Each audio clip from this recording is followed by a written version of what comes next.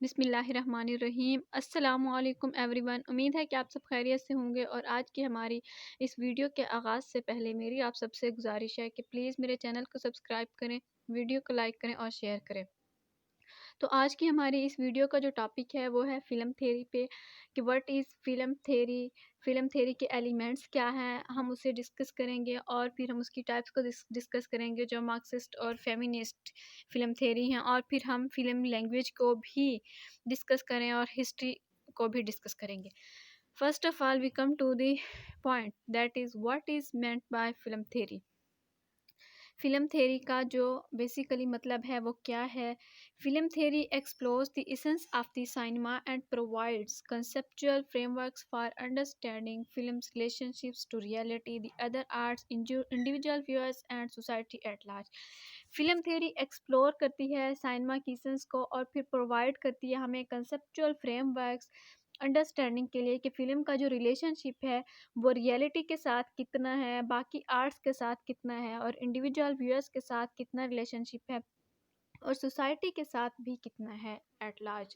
कि हम ये देखेंगे कि जो फ़िल्म है, जैसा कि हम अगर कोई भी फ़िल्म देखते हैं, मूवी देखते हैं अपने मोबाइल फ़ोन पर या कहीं भी हम लैपटॉप्स में देखते हैं, तो उसका रियलिटी के साथ कितना रिलेशन है हम उसे डिस्कस करेंगे। ये सब फ़िल्म थ्योरी जो है ना ये सब चीज़ें एक्सप्लोर करती है। कि अब हमें जब देखते हैं कि फ़िल्म में जो है ना जो कुछ हमें दिखाया जा रहा होता है वो रियल नहीं होता, फ़िक्टिशियस होता है, यानी फ़िक्शन बेस्ड होता है, इमेजिनेशन बेस्ड होता है। तो इसी तरह से फ़िल्म थ्योरी क्या करती है, इस सारे रिलेशन को हमें जो है ना देखती है, इस रिलेशनशिप को कि रियलिटी के साथ फ़िल्म का कितना रिलेशनशिप है। This term is not to be confused with general film criticism, which may however draw upon film theory. ये जनरल फिल्म क्रिटिसिज्म के साथ कंफ्यूज नहीं है ये टर्म, जैसा कि विच में, इसमें क्या है, हो सकता है कि however draw upon film theory, ये फिल्म थ्योरी ड्रा की गई हो। इन क्रिटिकल साइनमा, अब हम देखेंगे कि क्रिटिकल साइनमा में जो है कैसे है।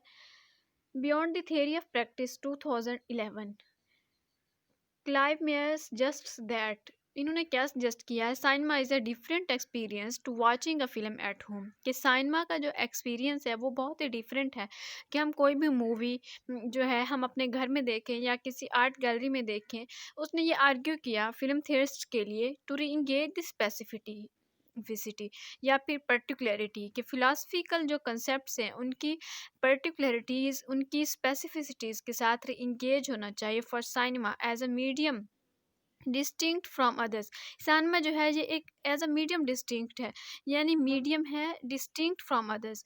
ये क्या है, बाकी सबसे जो बाकी अदर आर्ट्स हैं या जो फॉर्म्स हैं उनसे सेपरेट है, ये डिस्टिंक्ट है, इसका ताल्लुक डिफरेंट होता है। तो इसलिए वो कहते हैं कि साइनमा में मूवी या फिल्म देखने का जो एक्सपीरियंस है वो बहुत ही डिफरेंट है बाकी जो कि हम घर में देखते हैं या अपने मोबाइल फ़ोन्स पर, लैपटॉप्स पर या फिर किसी आर्ट गैलरी में।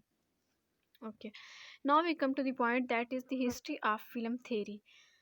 In some respects, French philosopher Henry Bergson's Matter and Memory, Henry Bergson का एक बुक है matter and memory, anticipated the development of film theory at a time that the cinema was just being born as a new medium, the early 90s.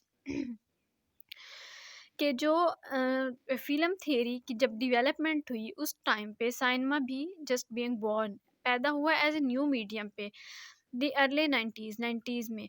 He commented on the need for new ways of thinking about movement.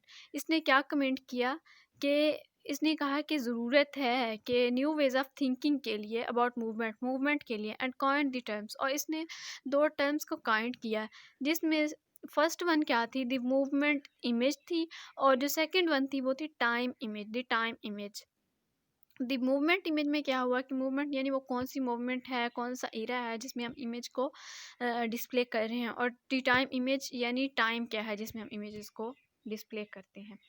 However, in his 1906 essay, अब उसने 1906 में एक essay लिखा, एल इल्यूशन साइन मैट एग्राफी इन एल इवोल्यूशन क्रिएट्राइस। इस ऐसे में उसने रिजेक्ट किया कि फिल्म जो है as an exemplification of what he had in mind, कि जो वो एक एग्जांपल है कि वो जो इंसान अपने माइंड में जो कुछ है उसके जो है ना फ़िल्म वही उसी की एग्जांपल है। फिर उसने इस नोशन को रिजेक्ट किया अपने इस 1906 में लिखे गए एसे में। Okay, now we come to the type that is the feminist film theory. Feminist film theory क्या है हमारे पास? Feminist film theory is theoretical criticism. Feminist, basically the word feminist is derived from the feminism. Feminism is a movement that focuses on the women's rights. Feminism क्या है? ये एक movement है जो कि फोकस करती है वुमेंस राइट्स पे, वुमेंस ड्यूटीज़, वुमेंस राइट्स पे। तो फेमिनिस्ट फिल्म थ्योरी कहाँ से ड्राइव हुआ? वहीं से हुआ। Feministic film theory is theoretical criticism. ये एक थेरेटिकल क्रिटिसिज्म है derive from feminist politics and theory. मतलब वहीं से फेमिनिस्ट पॉलिटिक्स और थ्योरी से ही डिराइव्ड हुआ है। Feminists have many approaches to cinema analysis. जो फेमिनिस्ट होते हैं उनकी बहुत ज़्यादा अप्रोचेस हैं साइनमा एनालिसिस से regarding the film elements analyze their theoretical underpinnings. कि ये जहाँ तक ताल्लुक़ है फिल्म एलिमेंट्स का जो कि एनालाइज होते हैं, their analyse their theoretical underpinnings. Okay, next हमारे पास क्या है कि फेमिनिस्ट थ्योरी की जो हिस्ट्री है वो क्या है हमारे पास? History of a feminist theory. The development of feminist film theory was influenced by second wave of feminism. Feminism की जो थी बेसिकली 3 वेव्स थी, और उन 3 वेव्स में से जो सेकंड वेव थी फेमिनिज्म की, उसमें जो है फेमिनिस्ट फिल्म थ्योरी का जो ज़्यादा इन्फ्लुएंस हुआ, और फिर उसकी डेवलपमेंट ऑफ वुमेंस स्टडीज़ हुई, यानी वुमेन स्टडीज़ की डेवलपमेंट की गई with in the academy. Initial attempts in the United states in the early 1970s। अब क्या है इनिशियल अटेम्प्ट्स? यानी यूनाइटेड स्टेट्स में जो इनिशियल अटेम्प्ट्स हुए उनमें अर्ली 1970s व generally based on sociological theory. जो 1970s यानी अर्ली 1970s में जो कुछ अटेम्प्ट किया गया वो किस चीज़ पे बेस करता था? Generally based on sociological theory, यानी सोसाइटी से रिलेटेड जो थीरीज थी उन पे, and focused on the function of women characters. और फोकस किया गया वुमेन कैरेक्टर्स के फंक्शन पे, इन पर्टिकुलर फिल्म नैरेटिव्स। किस चीज़ में? पर्टिकुलरली फिल्म नैरेटिव्स में are genres and of stereotypes as a reflection of a society's view of women. Works such as Marjorie Rosen's Popcorn Venus, Woman movies, and the American drama 1973 and Molly Haskell's From Reverence to Rape. अब ये सब जो work थे ये सारे इसी feminist theory की history में इंक्लूड होते हैं। Okay, now we come to the Marxist film theory. A Marxist film theory, Marxism basically is another movement that is based on money. Karl Marx ने ये थ्योरी दी थी मार्क्सिज्म की, और उसने क्या कि सब कुछ जो है ना पैसे पे होना चाहिए, पैसा पैसा ही सब कुछ है, यानी मनी, मटीरियलिज्म, मटीरियलिस्टिक नोशन जो है वो मार्क्सिस्ट थ्योरी में एग्जिस्ट करता था। अब मार्क्सिस्ट फिल्म थ्योरी क्या है? यानी एक ऐसी फिल्म जिसमें मटीरियलिस्टिक अप्रोच हो। Marxist film theory is one of the oldest forms of film theory. Sergei Eisenstein and many other Soviet filmmakers in the 1920s expressed ideas of Marxism through film. के एक सर्जी Einstein थे और उनके साथ दूसरे जो थे सोवियत फिल्म मेकर्स थे 1920s में, उन्होंने एक्सप्रेस किया कि मार्क्सिज्म के आइडियाज़ उन्होंने फ़िल्म के ज़रिए जो है ना एक्सप्रेस किए। और ये सब क्या था? मार्क्सिस्ट फिल्म थ्योरी ये एक ओल्डेस्ट फॉर्म है फिल्म थ्योरी की। In fact the Hegelian dialectic. अब हेजिलियन डायलैक्ट क्या है? ये एक इंटरप्रिटिंग जो है वो मेथड है, और इसमें क्या होता है कि कंट्राडिक्शन और फिर यानी कंट्राडिक्शन होती है इसमें प्रोपोजिशन में, और फिर जो है ना इसके थीसिस और एंटीथीसिस में कंट्राडिक्शन होती है, जिसमें ये इस डायलैक्ट को हम कहते हैं। और डायलैक्ट क्या होता है? बेसिकली जो कि 30 to 40 माइल्स पे जो है वो डायलैक्ट यानी हमारा लहजा जो है वो तब्दील हो जाता है। तो हेजिलियन डायलैक्ट भी एक टाइप है जो कि है इंटरप्रेट करती है कि इस चीज़ को कंट्राडिक्शंस होती है इसमें दो चीज़ों की, थीसिस और एंटीथीसिस की। ओके, और in fact the Hegelian dialectic was considered best displayed in film. कि जो हेजिलियन डायलैक्ट है वो कंसीडर किया गया कि ये एक बेस्ट डिस्प्लेड होता है फिल्म में या फिर एडिटिंग में through the Kuleshov experiment and development of montage. Kuleshov experiment और मोंटेज की डेवलपमेंट के लिए। वाई दिस स्ट्रक्चरलिज्म अप्रोच, इसके साथ साथ ही एक स्ट्रक्चरलिज्म अप्रोच भी थी। स्ट्रक्चरलिज्म की अप्रोच जो थी बेसिकली वो नॉम चॉम्स्की ने भी उस पर वर्क किया है और फर्डिनेंड डी सैशर ने भी उस पर वर्क किया है। उसमें स्ट्रक्चरलिज्म में साइंस, सेमियोटिक्स और इन सब चीज़ों को, बाइनरी अपोजिशंस को जो है ना इकट्ठा किया गया और उन पे एक कंसेप्ट दिया गया। While this structuralism approach to Marxism and film making was used, structuralism जो अप्रोच थी वो मार्क्सिज्म और फिल्म मेकिंग में साथ यूज की गई थी। The more vociferous complaint that the Russian filmmakers had was this with the narrative structure of Hollywood filmmaking, कि ये सब क्या था कि एक कंप्लेंट हुई जिसमें रशियन फिल्म मेकर्स जो थे वो भी इस नैरेटिव स्ट्रक्चर यानी हॉलीवुड फिल्म मेकिंग के नैरेटिव स्ट्रक्चर में थे इस सब में। तो इसमें इस अप्रोच स्ट्रक्चरलिज्म की अप्रोच को भी मार्क्सिज्म में इंक्लूड किया गया। Okay, now we come to the point that is the film language. What is film language? Films embody, communicate, enforce and suggest meanings.